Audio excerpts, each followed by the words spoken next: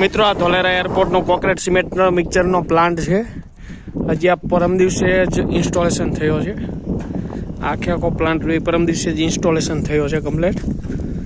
અહીંથી conveyor belt ઉપર concrete cement materials બધું નીચે જાય, ત્યાંથી ઉપર જાય.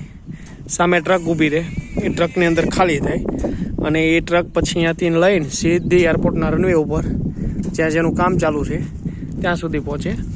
અહીંયા તમે જે ટ્રક જોઈ છો, કેબ જોઈ રહ્યા છો, આ બધી જ કન્સ્ટ્રક્શન સાઇડ ઉપર ધોલેરા એરપોર્ટ ઉપર છે.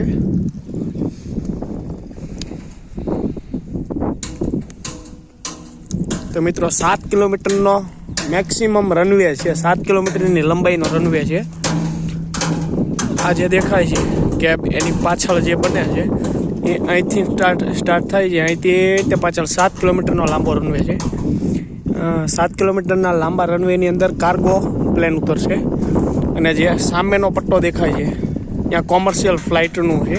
ત્યાં અત્યારે કામકાજ ચાલુ છે. કદાચ તમને સામે જો ટ્રક દેખાય તો સામે ટ્રક આવે છે.